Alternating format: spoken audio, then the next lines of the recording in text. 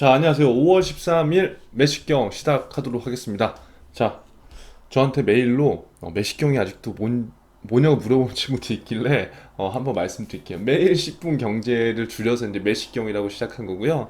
우리가 이제 이 매일 10분 경제 뭐 대단한 거 아니지만 이렇게 꾸준하게 같이 공부하면서 여러분들의 취준 생활과 더불어서 뭐 어떻게 보면 경제 공부에도 그 좀 도움이 될 수 있게 그렇게 만든 그 컨텐츠 이름이 매식경이에요. 그래서 의외로 그 질문을 메일로 많이 줘서 제가 일일이 답은 다 못하고 오늘 영상 처음 시작에 이렇게 어, 내용을 전달해 왔습니다. 자, 오늘 내용을 시작하기 앞서서요. 제가 뭐 그냥 뭐 매식경이지만 이 영상 하나 보고 갈게요. 오늘 보다가 보세요. 안타를 쳤어요. 안타를 쳤는데 1루에서 아웃이더라고요. No hit for you. Plummeting down the mountain, hit the 이건 guardrail, 볼까요? bounced off, 이건 제가 and 못 stopped 보는 the skid. 건데. Base hit. 와, 진짜 잘 맞았죠. 근데 아웃됐어. I take it back. 자, 제가 오늘 시작하기 앞서서 이 영상을 제가 왜 보여드렸냐면 우연찮게 저도 보다가 뭐 알고리즘이 저랑 뭐 이거랑은 별로 상관이 없는데 이 영상을 봤어요. 그러니까 아무래도 우리가 지금 취준을 하다 보면 이런 것 같아요. 그러니까 어떻게 보면 지금 이 야구에서 안타를 치면 대부분 1루에서는 당연히 그 세이브이 돼야 되는 게 그건 너무나 당연한 현실이잖아요. 근데 안타를 치고도 저렇게 아웃이 되는 경우가 취업 시장에서도 분명히 있다는 거예요. 현직에서도 그렇고. 이게 무슨 말이냐면 내가 뭔가 깔끔하게 잘 치고 깔끔하게 뭔가 이 스텝을 통과한 것 같아서 그냥 마음 편하게 갔는데 결국 보니까 내 목적지 1루 베이스에 가지 못하고 중간에 포기하는 현상이 발생되거나 내가 지금 뭔가를 한다고 계속적으로 해서 그 순간은 되게 시원해. 왜 안타를 치면 그 순간은 되게 시원하잖아요. 그런데 종착지에는 못 가는 거예요. 그러니까 이게 뭐 어찌 보면은 이게 뭐 무슨 비유야라고 생각할 수도 있지만 어찌 보면 우리가 지금 원하는 것은 취업이라는 것은 1루까지 가는 거를 취업이라고 볼 수도 있고 2루로 가는 거를 뭐 취업이라고 볼 수도 있고 각자의 목표와 방향성에 따라서 다 진로하는 코스가 다른 거잖아요. 그런데 지금 대부분 우리가 하는 것들을 생각해 보면은 안타를 쳤어. 내가 예를 들어서 뭐 첫 취준에 뭐 한 번에 다 패스해서 기업에 들어갔단 말이에요. 그런데 1루로 그냥 평온하게 갈 줄 알았는데 그게 아니라는 거지. 내가 생각했던 업무랑 너무 다르고 현실도 너무 다르고 그러다 보니까 다시 돌아와 백도 그게 이제 아웃이라고 보시면 돼요. 현직에서도 이제 이런 일이 굉장히 많이 있어요. 그래서 이게 제가 뭐 영상을 보다가 우리가 어떻게 보면은 그 순간에 끝났다고 생각을 할 수 있는데 그리고 그 기쁨을 바로 누리려고 하는데 이것들이 내가 이 진로라는 것에 있어서 고민을 제대로 하지 않고 또 그냥 남이 하는 대로만 그냥 한다고 해서 답이 진짜 절대 있는 게 아니다. 그거를 제가 오늘 매식경 시작하기 전에 꼭 얘기를 해드리고 싶었고, 그리고 경제 공부는 마찬가지로 우리가 지금 금융권 취업을 하건 여러분이 공공기관 가건 금융권 취업하는 학생들이 이제 제 영상을 많이 볼 건데 저는 취업 전반적인 얘기를 다 지금 하는 거거든요. 왜냐면 본질은 똑같기 때문에. 근데 이게 마찬가지죠. 내가 지금 동안만 신문을 보고 나중에 현직자가 돼서 안 볼 거야. 나 이제 다 놀 거야. 왜 나는 금융권 취업했을까? 이러면요, 여러분의 진로와 비전, 목표에 제가 봤을 때 거의 도움이 안 돼요. 그러니까 취준용으로 하는 게 아니라 우리가 꾸준하게 안타를 치고 진로를 계속적으로 베이스를 돌려면 이 여러분들이 지금 하는 이것들이 뭔가 다 연결될 수 있도록 지금부터 습관을 들이는 게 굉장히 중요하다고요. 그래서 제가 오늘 이번 주를 마무리하는 입장에서 오늘 서론을 조금 길게 하면서 좀 시작을 해봤어요. 그래서 남은 이제 이번 주도 금토일인데 이제 뭐 필기도 준비해야 될 거고 인적성이나 대기업들 뭐 공기업들 다 면접이 잡혀 있을 건데 꼭 취업만을 위해서 내가 달린다고 생각하지 마세요. 그러면 아까 그 영상처럼 안타 치고도 아웃되는 현상들이 발생될 수 있어요. 자, 첫 신문부터 한번 보도록 하겠습니다. 자, 이런 거 정말 전 좋은 것 같아요. 자, 30억 운용, 90년생의 비결. 90년생인데 30억을 운용을 한대요. 그거 대단한 거죠. 이 사람이 근데 한 게 뭐냐, 웹툰 보듯이 경제신문을 읽었대요. 저는 여러분들이 만약에 이러한 좀 사람이 정말 되기를 바라고 그 웹툰 보듯 경제신문 읽은 게 좀 매식경이었으면 좋겠어요. 뭐 물론 그래서 뭐 신문에 무조건 읽으면 좋다가 아니라 90년생이면 여러분 되게 어리잖아요. 자, 주식 투자 5년 차인데 벌써 책 2권을 냈고 와, 책 천만 부 첫 첫 책은 2만 부가 넘게 팔린 직장인 100만 원 축출하기 뭐 이렇게 했다는 거예요. 그리고 10만 명 가까운 구독자를 했고, 그러니까 지금 그러니까 이런 거죠. 이 친구가 이렇게 될 줄 알았겠나요? 제가 봤을 때 이거를 의도해서 뭔가를 막 한 건 아닐 거란 말이에요. 근데 한번 요 이제 책인데 저도 한번 사서 보려고요. 저도. 그래서 인생이 어떻게 될지 진짜 모르는 거거든요. 뭐 요거 그냥 내용을 한번 보세요. 제가 뭐 여러분한테 드리고자 하는 메시지는 이분이 어떠한 히스토리를 갖고 있는지 모르겠지만 5년밖에 주식 투자가 안 됐다는 것은 주식 투자를 지금 굉장히 오래 하고 현직에 있는 분들보다는 나름대로의 그 인사이트나 이런 것들이 굉장히 약할 수밖에 없다고 저는 생각이 돼요. 하지만 이 5년이라는 시간 동안 이 분이 경제신문을 읽으면서 느낀 게 뭐고 거기서 얻었던 인사이트가 무엇인지는 아무도 모르는 거죠. 지금 이렇게 30억을 운용하면서 보란듯이 본인의 인생 커리어를 펼치고 있는데 이것들은 이 5년이라고 해서 단순하게 오래 한 사람이 더 잘한다? 인사이트가 있다고 얘기할 수는 없는 거예요.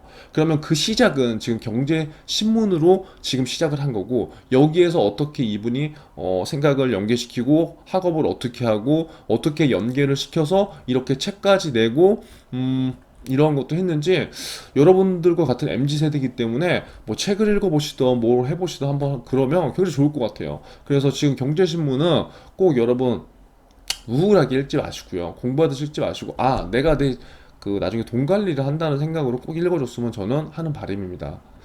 자, 두 번째 기사예요. 자, 토스뱅크 출범 눈앞이래요. 인터넷은행 중금리 대출 전. 그런가요? 중금리 대출 신규 공급액이 이제 막 뭐 늘고 있다는 거죠. 자, 토스뱅크 출범이 눈앞에 다가오면서 인터넷 전문은행의 중금리 대출 시장 경쟁이 더욱 치열해질 전망이다. 자, 오늘 이슈는 뭐예요? 토스뱅크가 이제 출범이 되는데 인터넷 전문은행들끼리 중금리 대출 시장에 좀 경쟁이 붙겠네? 중금리 대출 시장에 대해서 우리가 키워드 하나 갖고 가면 좋겠죠. 카뱅과 K뱅크가 금융당국의 방침에 따라 중금리 대출을 확대한다고 했죠. 확대. 토스도 뭐예요? 요렇게 고삐를 쬐고 있기 때문이다. 그래서 이 온라인 시장, 인터넷 전문 은행들의 중금리 대출 시장이 경쟁이 치열해질 것이다. 그 내용을 알면 될 것 같습니다. 자, 그래서 여기 보면 인터넷 은행 3파전의 최대 격전지는 중저신용자를 위한 중금리 대출 확대. 그러니까 보세요. 신용이 엄청 좋은 분들은 물론 인터넷은행 가기도 하지만 상황에 따라서 안 간다는 거죠. 그러면 중신용, 저신용자분들은 1금융권에서 안 받아줄 수 있잖아요. 그 시장을 지금 인터넷 은행들이 갖고 온다는 거예요. 그쵸? 중금리 대출은 뭐다? 여기 정의도 나오죠. 이런 것도 여러분들 용어 정리를 해놓으시는 거예요. 지금은 제가 여러분들한테 지금 취준의 입장 그리고 금융권 만약에 취업 일반 기업 취업에서 이런 경제적 용어나 이런 것들이 아예 정립이 되지 않을 수도 있기 때문에 이 신문을 조금은 사실 약간 공부하듯이 제가 이제 읽을 수밖에 없거든요. 그래서 제가 뭐 주말에 한 번 정도는 그냥 편안하게 진짜 우리가 자유롭게 좀 신문을 읽는 그런 방식으로도 제가 지금 한번 해볼까 해요. 그래서 제가 이렇게 하는 거는 공부하듯이 하는 건 여러분들이 상황인 만큼 이게 어쩔 수가 없기 때문에 조금은 재미가 없더라도 이런 내용들을 좀 우리가 숙지를 해보면서 가야 될 것 같아요. 그래서 중금리 대출은 뭐라고요? 신용등급이 4에서 6등급 수준. 그러니까 지금은 신용등급이 없잖아요. 이제 신용 점수로 됐죠. 신용 점수로 됐는데 하여튼간 평균 좀 약간 중간 밑에 있는 분들을 위해서 연 10% 이내의 한 자릿수 금리로 내주는 신용 대출이래요. 그거를 뭐라 부른다? 중금리 대출. 자, 인터넷 은행은 최초의 설립 취지와 다르게 뭐예요? 고신용자, 신용이 좋은 사람들 대상으로 보수적인 영업을 했다고 이제 막 지적을 한 거예요. 그래서 이번에 뭐예요? 중금리 대출 비중을 늘릴 수 있게 금융당국이 얘기를 한 거예요. 야, 니네 애초에 좀 이제 뭐 돈 없는 서민들 그리고 진짜 서민들을 위해서 이렇게 한다고 인터넷은행 설립한다고 했는데 지금 뭐야? 너희 좀 그런 거 좀 해봐. 이제 이런 거예요. 쉽게 얘기하면 이해되셨죠? 그래서 중금리 시장이 격전지로 떠오르면서 인터넷은행의 CSS 개발도 속도를 내고 있다. 중금리 대출 시장은 신용도가 낮은 차주를 대상으로 영업 진행되기 때문에 정밀한 신용평가가 사업의 성패를 좌우했다. 그러니까 결국 신용이 별로 좋지 않다는 거는 돈을 빌려주는 사람 입장에서는 리스크가 있을 수 있잖아요. 그쵸? 그럼 그 리스크는 만약에 돈을 빌려주고 못 받으면 은행이 받는 거잖아요. 그렇기 때문에 이런 신용평가가 굉장히 중요하다. 그래서 CSS 개발에 속도를 내고 있다는 거예요. 자, 카카오뱅크는 카카오와 카카오페이 협력을 토대로 해서 고객 데이터를 공유받아 CSS에 활용한다는 입장이래요. K뱅크는 통신 3사와 협력을 통해 정교한 CSS. 그러니까 CSS라는 것에 대해 있어서 우리가 뭐 IT 분들은 당연히 알겠지만 일반 분들은 그냥 개념 정도만 알아주면 될 것 같아요. 자, 그리고 중금리 대출 상품도 확대되고, 그래서 결국 인터넷 은행들끼리 중금리 대출 시장에 대해서 경쟁을 할 거다. 이 시장은 우리가 조금은 더 볼 필요가 있다. 자, 세 번째 기사예요. 신한은 같이, KB는 따로, 생보사 인수 전략이 극과 극이래요. 신한과 KB는 우리가 뭐 1, 2위 금융주주를 다투는 이제 두 회사기 때문에 여기 보면 리듬 금융 자리를 놓고 치열한 경쟁을 한다는 거예요. 신한과 KB가. 그런데 똑같이 외국계 생명보험사를 인수하고도 독자적인 전략을 펼치고 있대요.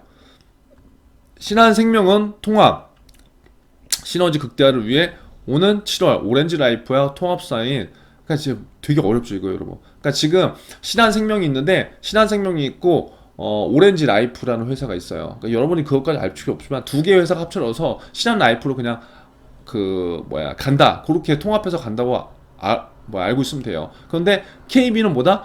KB도 프루덴셜과 KB 두 개의 그 생명보험회사가 있는데 여기는 신한처럼 통합을 하는 게 아니라 각자 체제를 유지한다고요. 각자. 이해되셨죠? 그런 얘기예요. 뭐 큰 내용은 아니어서 뭐 이거 넘어갈게요. 이건 그냥 각 그룹의 각 금융 주주들의 방향성이기 때문에 이게 뭐가 좋다 나쁘다 아닌데, 만약에 보험회사를 만약에 생각한다고 하시는 분들은 이 내용에 대해서 조금 세부적으로 알면 좀 괜찮겠죠. 자, 금리 오르면 은행 보험 혜택, 카드캐피탈은 볼게요. 자, 최근 시중 금리 상승으로 은행들이 순이자 마진 개선 효과를 톡톡히 누리고 있대요. 우리가 여기서 알 건 뭐예요? 최근에 시중은행 금리 상승이 됐는데 NIM이 좀 올라가겠네. 보험사들에게도 금리 상승은 통상 긍정적으로 작용한다. 근데 여기서 한 가지 퀘스천은 시중금리 상승? 제가 봤을 때 시중금리 상승은 그쵸, 이런 국고채나 정책금리지 일반적으로 우리가 생각하는 적금금리 그런 건 또 아니란 말이에요. 그러니까 금리라는 게 되게 웃겨요. 그러니까 아무튼 이러한 금리가 시장금리가 올라가면 누가 좋다? 은행과 보험사는 일단 좋다는 거예요. 반면 카드와 캐피탈사 같은 경우는 뭐예요? 회사채를 통한 자금 조달 비중이 높아 금리가 오르면 수익성에 부정적이다. 왜냐? 회사채는 회사를 보증을 해서 돈을 빌려주고 금리를 제공하는 거잖아요. 그럼 금리가 올라가 버리면 자금 조달 비중이 높아져요. 줘야 될 게 많아져 버리잖아요. 그럼 그 회사들 리스크가 있다는 거죠. 그래서 우리가 만약 금융권에 은행 보험으로 가는 사람들은 지금 이런 시중 금리를 보고 지금 상황이 그나마 낫겠네? 카드 캐피탈 가는 학생들은 이러한 애로사항이 있네? 그냥 이러한 방향성 정도는 우리가 알아야 된다는 거죠. 보험사의 경우 통상 금리 상승이 유리하긴 하지만 수혜에 따른 과잉 해석은 경계해야 된다는 지적이다. 나왔어요.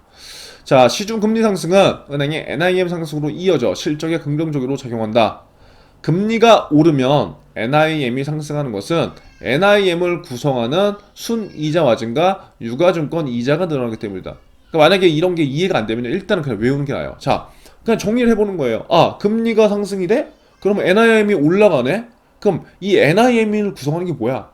가지치는 거죠. 첫 번째, 순이자 마진과 유가증권. 이 순이자 마진과 유가증권의 이자가 늘기 때문에 이렇게 된다고 보면 되는 거죠. 자, 금리가 오르면 예금과 대출 금리가 모두 오르지만 솔직히 실물 현장에서는 어떻게 돼요? 이게 같이 안 올라요. 그러니까 이게 예금 금리나 적금 금리 이런 거는요 조금 올려요. 그리고 늦게 올려. 근데 대출은 바로 올려요. 그러니까 이거는 어쩔 수가 없어요. 이건 그냥 이론적인 거예요. 오르지만 대출 금리의 금리 상승은 민감도가 커 NIM 개선으로 이제 이루어진다는 거예요. 보험사 역시 금리가 상승하면 자산보다 부채 감소폭이 더 크기 때문에 긍정적이다. 요렇게 돼 있고. 그래서 이거는 이제 이거예요. 금리가 올랐을 때 내렸을 때 각 금융권들의 방향성, 적어도 우리가 알아야 되기 때문에 그 시장의 흐름을 여러분들이 조금은 이해를 했으면 좋겠다 싶어서 제가 갖고 왔고요. 이제 뭐 상반기 때 신한은행이 뜰지 안 뜰지 모르겠지만 하반기를 만약에 준비하면 이런 것들을 여러분들이 꾸준하게 스크랩을 해보면 굉장히 좋아요. 전필한 신한은행 불행장, 디지털 금융시대, 고객 접점 넓힌다. 뻔한 얘기죠. 계속 나오죠. 어제 신한은행에 대해서 나왔잖아요. 신한은행 배달앱. 이런 것들을 여러분들 노트에 스크랩 짜자자작 해놓는 거예요. 이게 기업 분석이에요, 여러분. 이게. 그리고 나중에 면접 볼 때 그것만 계속 보는 거예요. 그거 보고 가면요. 여러분들이 무조건 다 이길 수 있어요. 자, 보세요. 디지털 혁신이 금융그룹의 생존 키워드가 됐죠. 자소서 면접 계속 나옵니다. 디지털 플랫폼 구축과 특화 서비스 경쟁이 치열하대요. 5대 금융 지주사의 디지털 부문 리더를 만나 디지털 금융의 오늘과 내일을 들어본다. 네 번째는 뭐 이거 안 읽어도 되겠네요. 이거 볼게요. 전 부행장이 디지털 그룹장으로 한국에 온 뒤 먼저 시도한 것은 내부의 변화였다. 부행장실과 이렇게 해서 업무 공간 바꾼다. 지점 변화에도 나섰대요. 이런 거 중요한 거예요. 신한은행은 오는 7월 디지털과 오프라인을 융합한 디지털 로그 브랜치를 연대요. 이 지점이 어딘지를 보시고요. 이 지점을 반드시 가보시기 바랍니다. 모든 점포 서비스를 디지털화해서 맞춤형으로만 고객에게 제공하는 국내 첫 시도래요. 무조건 가보세요, 여러분. 여러분들 신한은행 지원 안 해도요. 금융권을 지원하는 친구들은 무조건 가보세요. 고객은 그곳에서 은행원만 아니라 AI를 통해 서비스를 받는데요. 은행원은 개인에게 맞춤으로 선택된다. 이런 거 진짜 좋지 않나요? 그러니까 이런 거 꼭 가보세요. 이런 거는 현장 공부 무조건 해봐야 돼요. 그래서 이분이 지금 얘기한 것들을 한번 보시고요. 자, 보세요. 지금 국내에서 계속 있었던 부행장님이 아니잖아요. 그쵸? 그럼 이쪽에서 지금 부행장으로서 해야 되는 롤이 있을 거라고, 분명히. 이분이 얘기하는 그 디지털에 대한 변화에 대한 인식을 여러분들이 조금이라도 알 수 있으면 그 방향성대로 여러분들이 면접에서도 그 내용들을 얘기할 수 있어요. 그러니까 여기 나오잖아요. 디지털 금융 얘기할 때 중개 플랫폼 지금 나오잖아요. 그러니까 이분 생각이 있다는 거예요. 제가 시간이 되면 이걸 다 읽어주면서 해석을 해주고 싶은데, 일단 이것들은 여러분들이 할 수 있기 때문에 이렇게 한번 요거를 이렇게 활용해봐라. 제가 이제 그렇게 얘기를 전달 드리고요. 마지막 기사예요. 자, 로또 된 청약 4년간 청약 경쟁률 6배 올랐다. 여러분, 지금 취업보다 중요한 게 진짜 이 부동산 청약을 받는 게 굉장히 중요해요. 이게 좀 관심을 가져야 돼요. 지금부터라도. 자, 그냥 부동산 상황을 한번 볼게요. 올해 초 입주를 모집한 경기도 성남시 수정구 창곡동 위례 자이더시대 아파트는 1순위 74가구 모집에 45,700명이 걸렸대요. 청약 경쟁률이 617.6대 1. 여러분, 취업하는 게 쉬울까요? 아니면 여기에 청약을 받는 게 쉬울까요? 이거 생각해보면 돼요. 그런데 여기에는 만약에 한 번에 되기만 하면은 보세요. 분양 가격이 7억 원에 달했지만 거의 여기는 거의 한 13, 14억 정도 될 거예요. 그럼 거의 6, 7억을 그냥 버는 거예요. 이러한 경쟁률로 도전할 만한가요? 문재인 정부 출범 이후 4년간 서울 아파트 청약 경쟁률이 6배 뛴 곳이다. 청약 경쟁률이 뛰었다는 건 뭐예요? 우리가 청약은요, 신규 아파트를 공급받는 거예요. 신규 아파트를 공급받는데, 여러분들이 지금 만약에 부모님께서도 여러분들을 청약 통장을 분명히 만들어 줬을 거거든요. 그 청약 통장이 있다고 해서 이 청약에 당첨되는 게 아니에요. 그 청약 통장이 활용하는 방법들이 굉장히 많아요. 2만원씩 넣는 케이스도 있고요. 10만원씩 넣어서 당첨되는 케이스도 있어요. 그런데 이 경쟁률이 6배가 떴다는 건 뭐냐면, 부동산에 대한 수요가 굉장히 지금 미친듯이 올라가고 있다는 거예요. 왜? 집값은 계속 올라가니까. 청약은 일반 아파트, 우리가 흔히 볼 수 있는 구축 아파트보다 어떠한 장점이 있을까요? 청약은요, 새로운 아파트를 미리 내가 받을 수 있는 권리라는 거예요. 그럼 여러분들이 만약에 결혼을 하거나 여러분들이 만약에 자녀들과 살게 된다고 했을 때, 오래된 아파트에 살고 싶나요? 새 아파트에 살고 싶나요? 새 아파트에 살고 싶겠죠. 그쵸? 그리고 지금 서울 집값이 계속 올라가고 있는데, 지금 기존에 거래하던 주택이 10억이야. 근데 청약은 7억에 받을 수 있어. 여러분, 그러면 청약이 좋아요? 기존 아파트가 좋아요? 당연히 청약이 좋죠. 그렇기 때문에 지금 청약이 경쟁률이 엄청나게 세다는 거예요. 이 공부를 하는 게 빠를까요? 여러분, 취업 공부를 하는 게 빠를까요? 그러니까 저는 이건 뭐 오프 더 레코드지만, 제가 만약에 다시 20대로 돌아간다면 저는 정말 이 부동산 청약과 뭐 기타 나머지에 대한 공부들을 정말 열심히 할 것 같아요. 저는 다시 돌아간다면, 한번 제가 이제 이렇게 살았잖아요. 다시 돌아가려면 취업을 안 하고 차라리 이러한 것들로 전 계속 공부를 할 것 같아요. 아예 처음부터. 그게 이제 제 솔직한 마음인 거예요. 주택 공급 부족과 함께 아파트값이 치솟으면서 조급해진 무주택자들이 대거 청약시장에 뛰어들었어요. 그래서 이런 얘기 너무 재밌거든요. 근데 시간이 너무 아쉽네요. 그래서 지금 부동산이 여러분들은 아직 그러니까 체감을 잘 못하잖아요. 지금 뭐 부모님하고 같이 살기도 하고 뭐 여러분들 스스로 아직까지 뭐 돈을 모아서 집을 사는 경험이 없기 때문에. 근데 이제 딱 직장 생활을 하고 결혼을 하려고 하는 순간 결혼을 해서 이제 상견례를 하고 끝나는 순간 이제 현타가 와요. 집에 돈이 있으면 상관이 없어요. 근데 저처럼 흑수저인 분들은요, 지금부터요, 열심히 공부해야 돼요. 열심히. 그래서 제가 여러분들한테 이렇게 신문을 읽어드리고 그리고 같이 이렇게 공부를 하고 루틴을 잡자는 건요, 금융상품에 관심이 있어야 되고요, 각 투자 상품에 내가 조금씩이라도 지금 조금씩 해보는 게 좋아요. 그게 경험이 쌓이니까. 그러니까 막 우리가 지금 여러분들이 알바해서 돈을 막 모을 수 없잖아요. 근데 여러분들 나이에도 알바해서 돈을 모아서 뭔가 투자를 하는 사람들도 있어요. 비트코인 그런 거 말고요. 그래서 그런 걸 하면 경험이 쌓이거든요. 그 경험은 나중에 절대 돈 주고도 못 배워요. 그래서 지금 현재 부동산 시장이 굉장히 어렵구나. 그냥 어렵구나가 아니라 내가 진짜 결혼하면 나는 어떻게 집을 얻을까? 우리 부모님이 엄청난 부자가 아닌 이상 나한테 집을 해줄 경우는 사실 서울에서는 되게 힘들 거예요. 그렇다고 한다면 내가 지금 취업을 하는 이유는 뭐고, 이 취업에서 내가 어떻게 내 집을 마련해야 되고, 이런 것들이 현타가 지금 올 수밖에 없다고. 나중에 그것들을 지금부터 미리 땡겨서 저하고 같이 이걸 왜 청약을 하지? 오늘 찾아보세요. 청약이 뭘까? 내 청약 통장에 얼마가 들었을까? 엄마가 얼마씩 불입해놨지? 그럼 이걸 갖고 내가 어떻게 당첨받을 수 있을까? 이런 고민을 지금부터 하면서 꾸준하게 금융 공부를 같이 하잖아요. 그럼 여러분들이 은행원이 되건 증권회사를 가건 보험회사를 가건 공기업에 가건 여러분들한테 다 남을 수밖에 없고, 여러분들이 얘기하는 것들을 고객들이 다 받아들이고 신뢰를 더 쌓을 수 있는 하나의 요소인 거예요. 이게 여러분의 지식으로서 상대방한테 전달되는 그러한 어떠한 뭐 가치 이상이지 않을까요? 그래서 아무쪼록 오늘 얘기를 마치고요. 이번 주말 마무리 잘 하시고 다음 주에도 힘찬 모습으로 뵙도록 하겠습니다.